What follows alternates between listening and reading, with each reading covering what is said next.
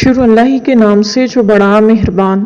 نہایت رحم کرنے والا ہے۔ اسلاف اور مولانا طارق جمیل کے شاندار حافظے کا بید۔ محدثین اور مولانا طارق جمیل کے شاندار حافظے کا بید ایسا مسنون عمل ہے جس کی وجہ سے سلف صالحین، محدثین اور اولیاء کرام کو شاندار حافظہ ملا، حتیٰ کہ مولانا طارق جمیل بھی اسی عمل کو کرتے ہیں۔ آپ اور اپنی اولاد کے حافظے کے لیے اس عمل پر عمل پیرا ہوں۔ حضور صلی اللہ علیہ وآلہ وسلم کا ارشاد فرمایا ہوا ایک مجرب عمل لکھتا ہوں جس کو ترمذی، حاکم وغیرہ نے روایت کیا ہے۔ حضرت ابن عباس رضی اللہ تعالیٰ عنہ کہتے ہیں کہ میں حضور صلی اللہ علیہ وآلہ وسلم کی خدمت میں حاضر تھا کہ حضرت علی رضی اللہ تعالیٰ عنہ حاضر ہوئے اور عرض کیا، یا رسول اللہ صلی اللہ علیہ وآلہ وسلم، میرے ماں باپ آپ پر قربان ہو جائیں، قرآن پاک میرے سینے سے نکل جاتا ہے، جو یاد کرتا ہوں وہ محفوظ نہیں رہتا۔ حضور صلی اللہ علیہ وآلہ وسلم نے ارشاد فرمایا کہ میں تجھے ایسی ترکیب بتلاؤں کہ جو تجھے بھی نفع دے اور جس کو تو بتلائے اس کے لیے بھی نفع ہو، اور جو کچھ تو سیکھے وہ محفوظ رہے۔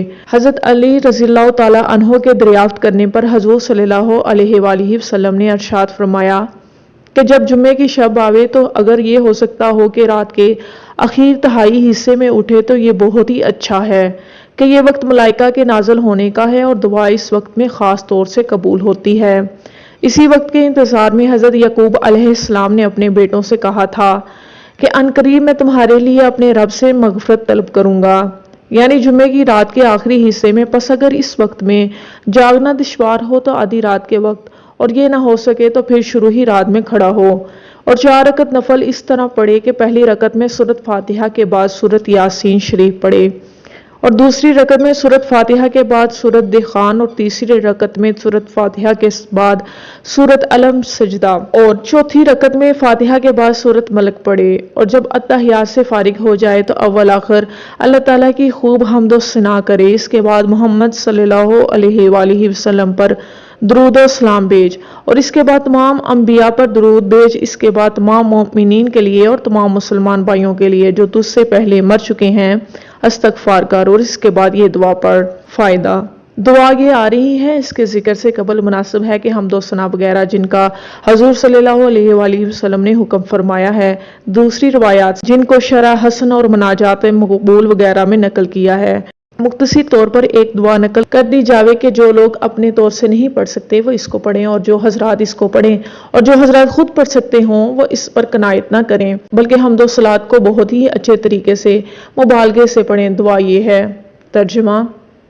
تمام تعریفیں جہانوں کے پروردگار کے لیے ہیں، ایسی تعریف جو اس کی مخلوقات کے اعداد کے برابر ہو، اس کی مرضی کے مواقف اس کے عرش کے وزن کے برابر ہو، اس کے کلمات کی سیاہیوں کے برابر ہو۔ اے اللہ، میں تیری تعریف کا احاطہ نہیں کر سکتا، تو ایسا ہی ہے جیسا کہ تو نے اپنی تعریف خود بیان کی۔ اے اللہ، ہمارے سردار نبی امی ہاشمی پر درود و سلام اور برکات نازل فرما، اور تمام نبیوں، رسول، ملائکہ مقربین پر بھی۔ اے ہمارے رب، ہماری اور ہم سے پہلے مسلمانوں کی مغفرت فرما اور ہمارے دلوں میں مومنین کی طرف سے کینہ پیدا نہ کر۔ اے ہمارے رب، تو مہربان اور رحیم ہے۔ اے اللہ عالمین، میری اور میرے والدین کی اور تمام مومنین اور مسلمانوں کی مغفرت فرما، بے شک تو دعاؤں کو سننے والا اور قبول کرنے والا ہے۔ اس کے بعد وہ دعا پڑھیں جو حضور صلی اللہ علیہ وآلہ وسلم نے حدیث بالا میں حضرت علی رضی اللہ تعالیٰ عنہ کو تعلیم فرمائی، اور وہ یہ ہے۔ ترجمہ: اے رب العالمین، مجھ پر رحم فرما کہ جب تک میں زندہ ہوں گناہوں سے بچتا رہوں، اور مجھ پر رحم فرما کہ میں بیکار چیزوں میں کلفت نہ اٹھاؤں، اور اپنی مرضیات میں خوش نظری مرحمت فرما۔ اے اللہ، زمین اور آسمان کے لیے نمونہ پیدا کرنے والے، اے عظمت اور بزرگی والے اور اس غلبے یا عزت کے مالک جس کے حصول کا ارادہ بھی ناممکن ہے۔ اے اللہ، اے رحمان، میں تیری بزرگی اور تیری ذات کے نور کے طفیل تجھ سے مانگتا ہوں کہ جس طرح تو نے اپنے کلام پاک مجھے سکھا دیے، اسی طرح اس کی یاد بھی میرے دل سے چسپاں کر دے، اور مجھے توفیق عطا فرما کہ میں اس کو اس طرح پڑھوں جس سے تو راضی ہو جائے۔ اے اللہ، زمین اور آسمانوں کے نمونے پیدا کرنے والے، اے عظمت اور بزرگی والے اور اس غلبہ یا عزت کے مالک جس کے حصول کا ارادہ بھی ناممکن۔ اے اللہ، اے رحمان، میں تیری بزرگی اور تیری ذات کے نور کے طفیل تجھ سے مانگتا ہوں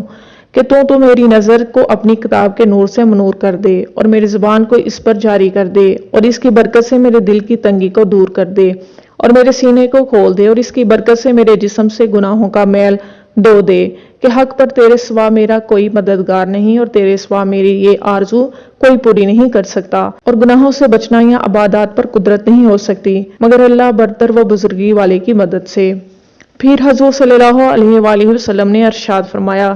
کہ اے علی، اس عمل کو 3 جمعہ یا 5 جمعہ یا 7 جمعہ کر، انشاءاللہ دعا ضرور قبول کی جائے گی۔ قسم ہے اس ذات پاک کی جس نے مجھے نبی بنا کر بھیجا ہے، کسی مومن سے بھی قبولیت دعا نہ چونکے گی۔ ابن عباس رضی اللہ تعالیٰ عنہ کہتے ہیں کہ حضرت علی رضی اللہ تعالیٰ عنہ